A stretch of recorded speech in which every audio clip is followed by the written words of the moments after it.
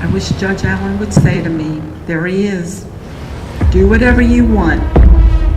I would kill you. This is the worst case I have ever seen. You, sir, are a cold-blooded murderer.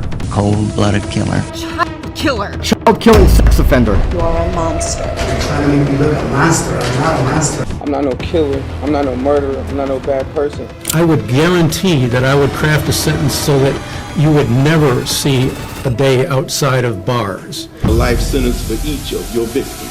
1,000 years to life. You will die in prison. I hereby sentence you to 2,500 consecutive life sentences plus 1,000 years, with an additional 200 years being added to your sentence once you get to hell. 16, I got 7 down in feet or not. 7 down. One of America's most notorious mass murderers. On July 20th, 2012, during a midnight screening of The Dark Knight Rises, an entire movie theater was massacred in Aurora, Colorado.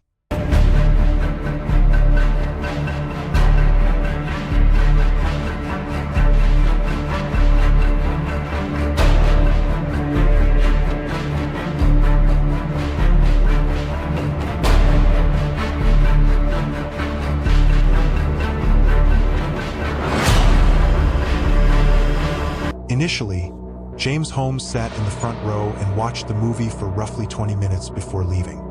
He went to his car, changed into protective clothing, and returned to the theater carrying tear gas grenades and multiple firearms. Witnesses thought it was part of his costume. Many audience members were dressed as Batman characters. It wasn't until Holmes threw the first tear gas canister and fired his shotgun at the ceiling that reality set in. Was the incident had taken place in Theater 9, and I was in Theater 8 next door.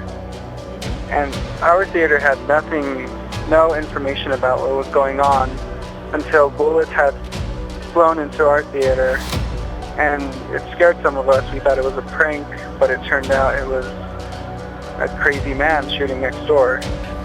We thought that it was a practical joke, and I personally thought that it was a stink bomb or something somewhat juvenile. But when the canister exploded, everybody sort of started screaming, and that's when the gunman opened fire on the crowd, and pandemonium just broke out. But by then, it was too late.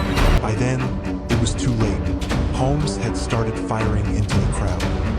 Even if I just gotta get out the doors, and if I just small kid, just get my kids out. They're just so horrible.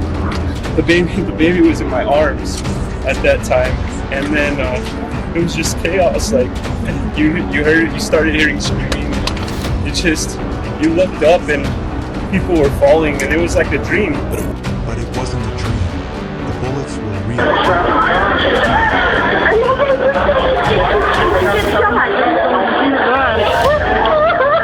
Look, I got shot. Look, I'm tired. I got shot. What did you get shot? You got shot. Look at this bullet right there.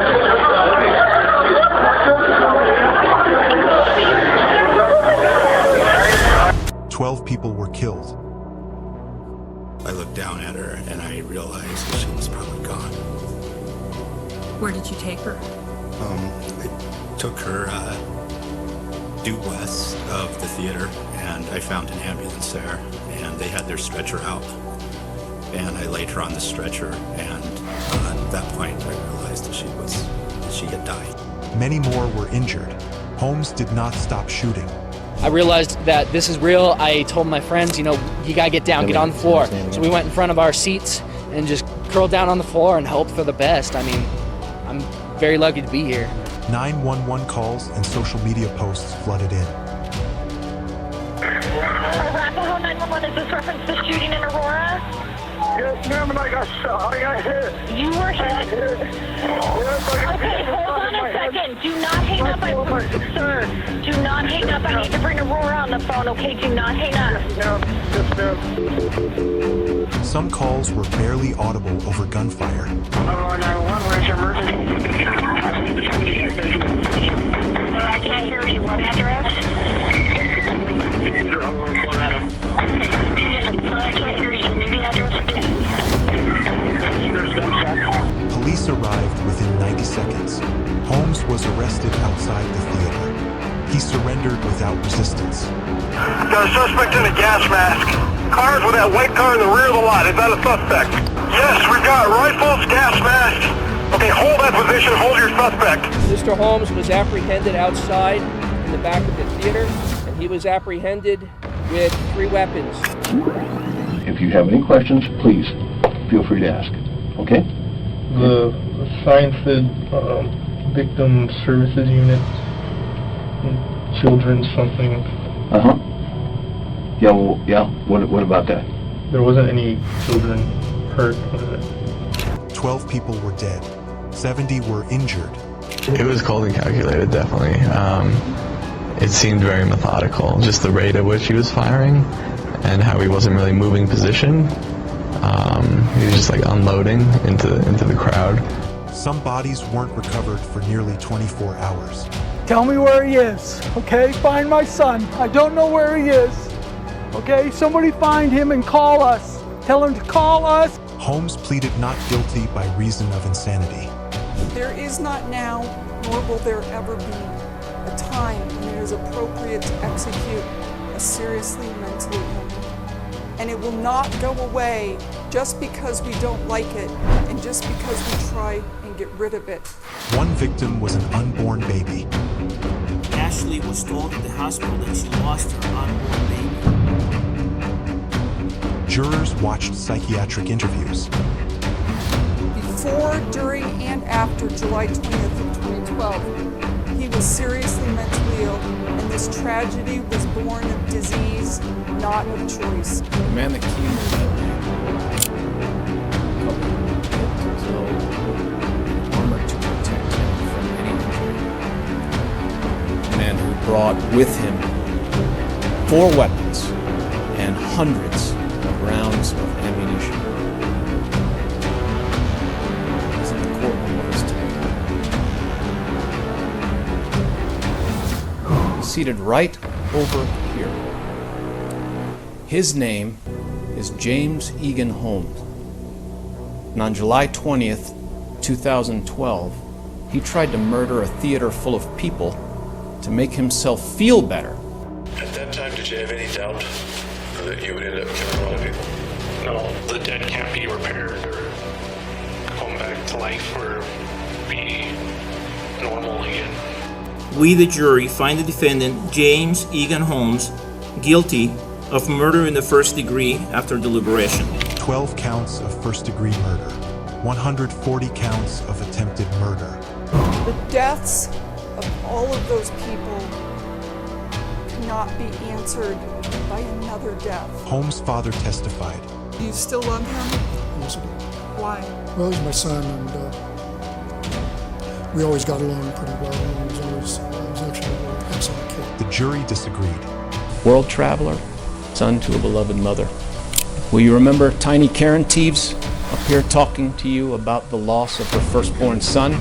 Or is it the story that they didn't know until his death that he had sat every day with a kid hurt in a car accident for 2 minutes? And for James Egan Holmes, justice is death.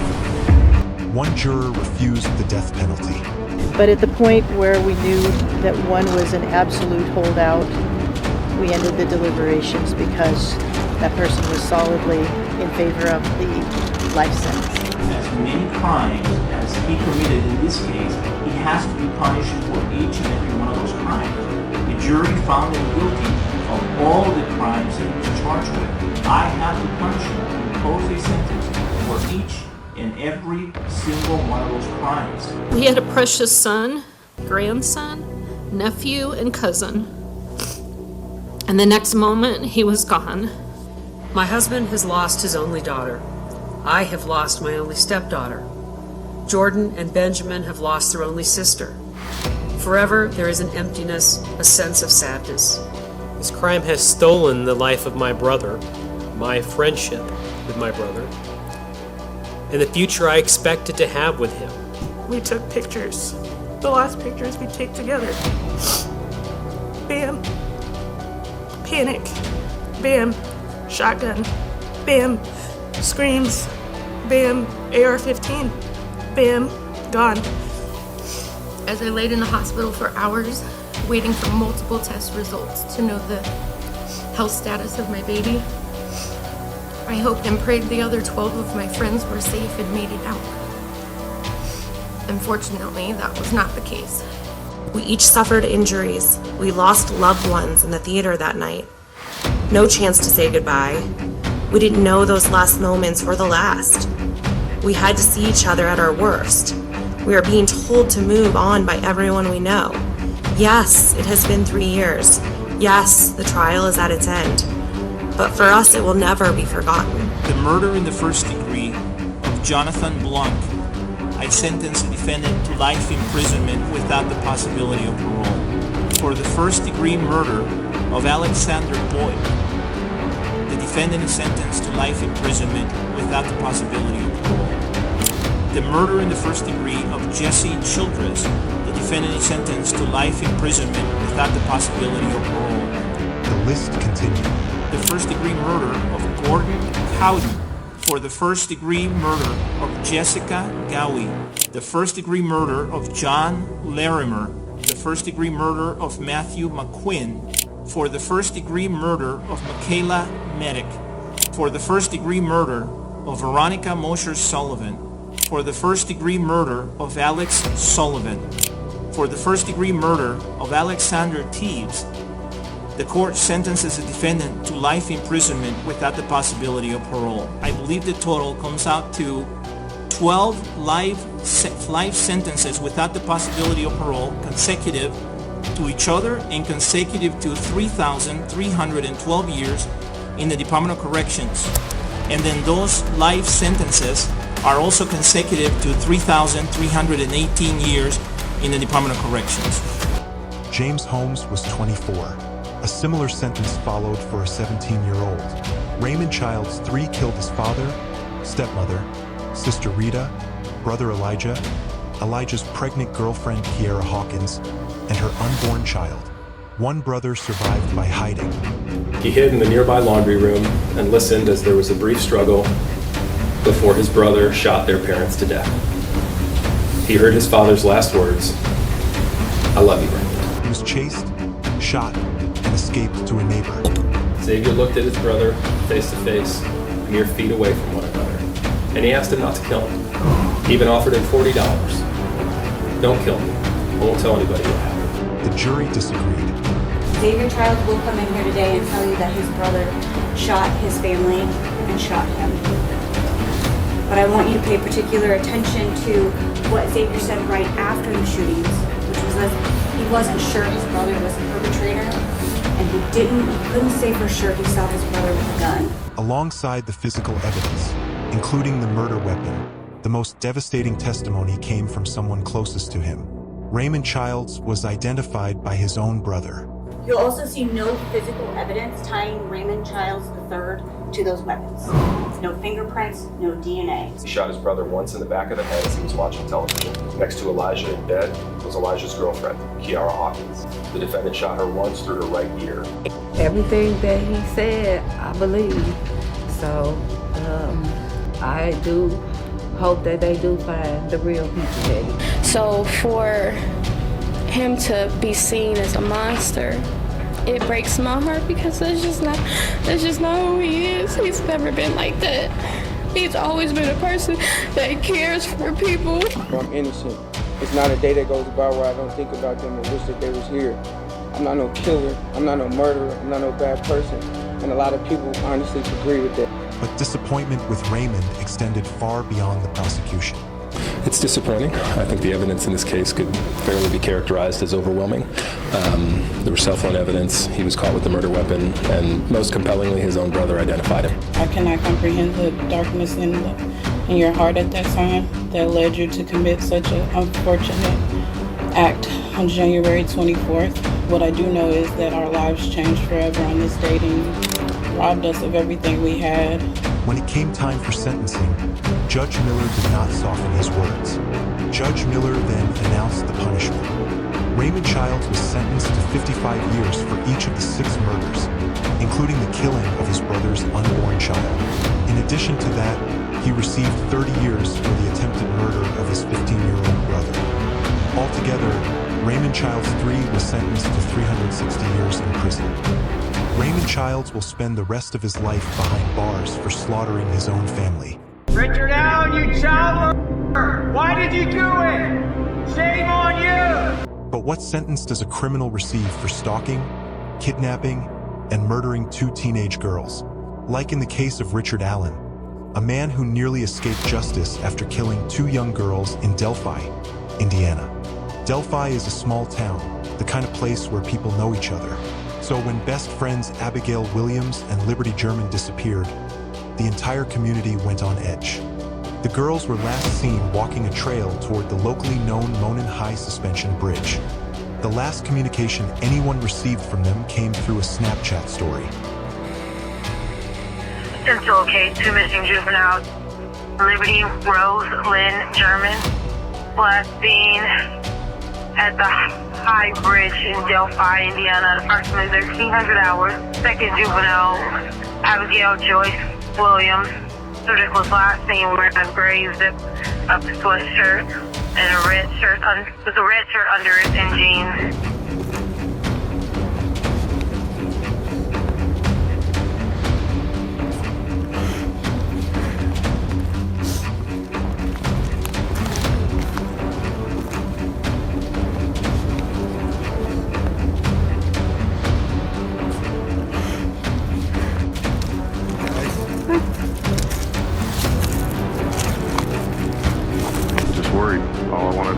Have the girls get home safe. Missing, abducted, we don't know for sure. There's a cell phone tower, but the ping was last noted about 5 or 6 hours ago. They say the phone's now dead. The next day, the worst possible news arrived. The bodies of Abby and Libby were found. I learned that Abby and Libby had been found when I saw everybody in the hallway just crying. No one said the exact words to me. And we just sat on our phones and watched the news headlines start to come in. At that point, authorities didn't know whether the girls were missing or abducted. We have found 2 bodies about a mile east of town. We are investigating this as a crime scene. We suspect foul play. It was clear they had been murdered, but no one knew who did it or why. Investigators had only one significant lead, a short video. One of the girls had secretly recorded a man walking on the bridge. A sketch was created based on that footage and eyewitness descriptions. Today is not a day to celebrate, but the arrest of Richard M. Allen of Delphi on 2 counts of murder is sure a major step in leading to the conclusion of this long-term and complex investigation. But years passed. No arrests were made. Shockingly, Richard Allen had come forward just 3 days after the murders, telling police he had been on the trail that day. For reasons still unclear, he was not considered a suspect until 5 years later. Here comes a guy that has never, ever been announced. He was nobody's radar. It was like, where did this guy come from? When the arrest was made public, Allen became an immediate subject of interest. Richard Allen, you child murderer! Why did you do it? Shame on you! Once incarcerated, Allen began confessing. Again and again, more than 60 times.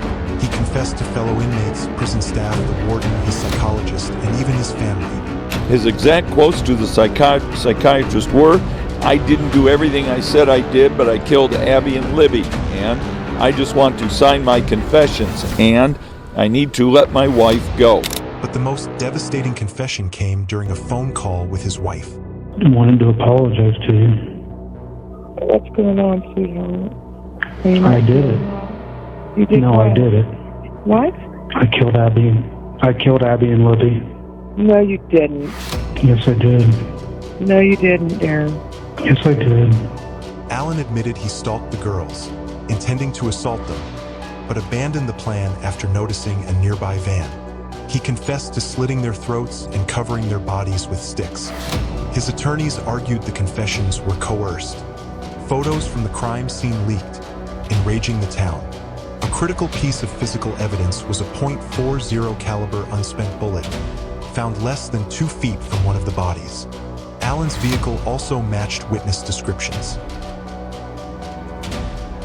I believe they sacrificed a girl and killed another one. Some of the people that live in Delphi were very brazen about their Odinistic beliefs on their Facebook pages and other social media. The defense proposed an alternative theory. They claimed the sticks resembled Norse runes. Judge Francis Gull ruled the theory inadmissible due to lack of evidence. At sentencing, Judge Gull addressed Allen directly. We're following breaking news. A jury has found an Indiana man guilty of killing 2 teenage girls. Richard Allen was convicted on 2 charges of murder and 2 charges of felony murder. Judge telling Allen, you rank right up there with the most hideous cases I've ever presided over. Breaking news right now out of Indiana. The man convicted of the Delphi murders case has been sentenced to 130 years in prison, which is the maximum punishment for this crime. It still ain't justice. Nothing is going to bring the girls back. I'd be remiss if I didn't thank Abby and Libby themselves. Libby for recording the defendant as he walked across the bridge, and then to Abby for hiding the phone. Hiding the phone from the killer so that he couldn't take it with him. But what punishment does a killer receive for driving an SUV into a Christmas parade? In Waukesha, Wisconsin, Darrell Brooks killed 6 people and injured dozens more.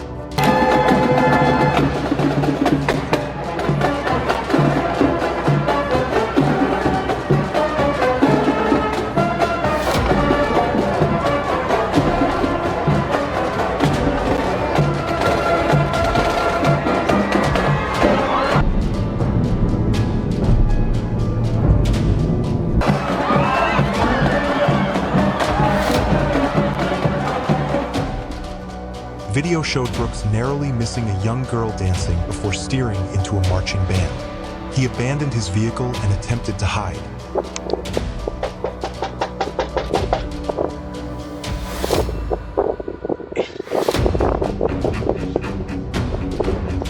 Hey, I called an Uber and I'm supposed to be waiting for it over here, but I don't know when it's coming. Can you call it for me, please? I don't know.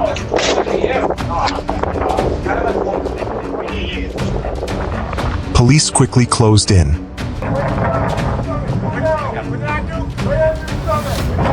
He continued to play innocent throughout his interrogation, which lasted more than 5 hours. You're seen in the car, driving kind of acting a fool, okay? In basically the same area that you've already been able to describe to me. Brooks denied everything, even after a 5-hour interrogation. You let me use his phone. We sat on the porch. We were sitting right there, just like this, just sitting on the porch. While I called me an Uber. You don't own a car, your mom doesn't own a car, right? So Marcus had to bring you out. So why did we find you with a car key in your pocket? It wasn't in my pocket. I don't even know where they said that was laying on the ground. Start over. Because you're not giving us an accurate story. You didn't ride out with Marcus in a tan car. You said your mom doesn't have a car. I've just told you we've disproven that. All right? But you were seen in the car driving kind of acting a fool.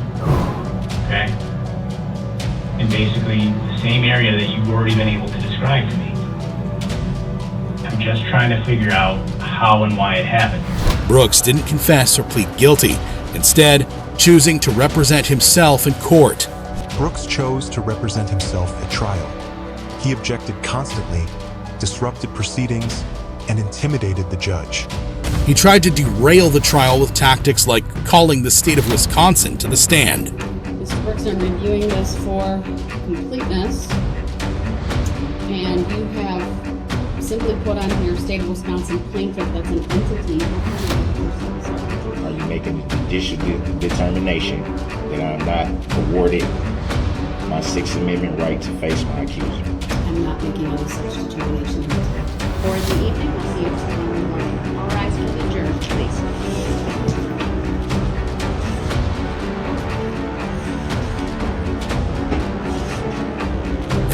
2003 criminal trespass dwelling from 2006. All right, I need to take a break. This man right now is having a stare down with me. It's very disrespectful. He pounded his fist. Frankly, it makes me scared. Mr. Brooks, I'm ordering you to sit down and to let the state finish. No, I'm not going to sit here and let somebody be inaccurate on the record and lie on the record. Right. Under Illinois versus Allen, I've warned him repeatedly. He's being removed from the courtroom. He was removed from the courtroom multiple times. And if you say one word when that door opens, you're making a tacit agreement. Then you will forfeit your right to be present. So you're acting in dishonor. All right. You're not holding up to your oath to protect the Constitution. All right, the door's open and he's talking. Okay, so you're going to hold me in contempt? Are you going to hold me in contempt?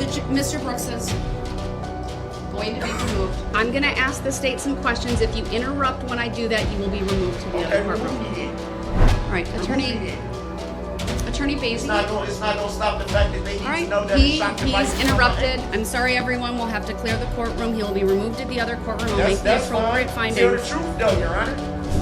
But the next interruption, you will be removed to the next courtroom. It will be considered an interrupt. He's interrupted. Take him to the next courtroom.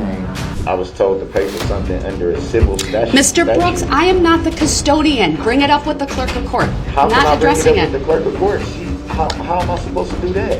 So that makes me wonder if it's Mr. Brooks, the jury's coming out. I'm not going to address your request for open records. I'm not the custodian of the records, sir. Now, I'm going to speak for her. What you won't hear me do is argue facts. And the reason you won't hear me argue facts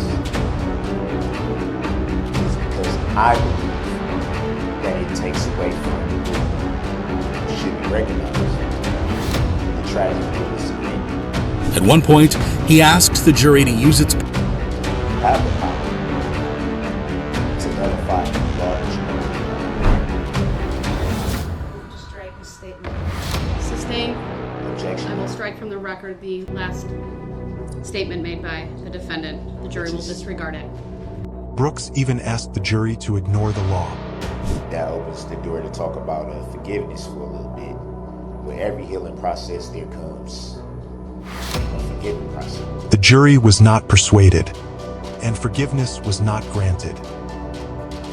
We, the jury, find the defendant, Daryl E. Brooks, guilty of first-degree intentional homicide. We, the jury, find the defendant, Daryl E. Brooks, guilty of first-degree recklessly endangering safety.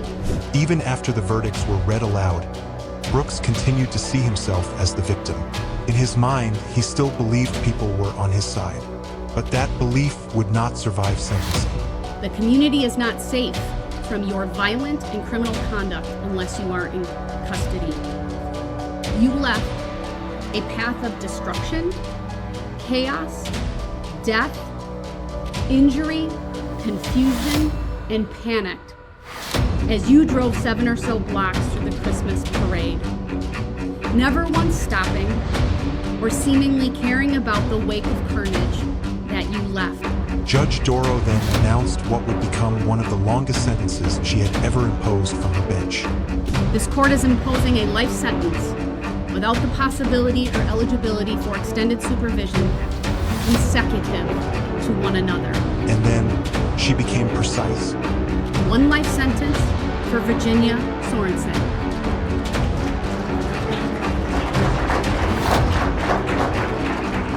1 life sentence for Leanna Owen.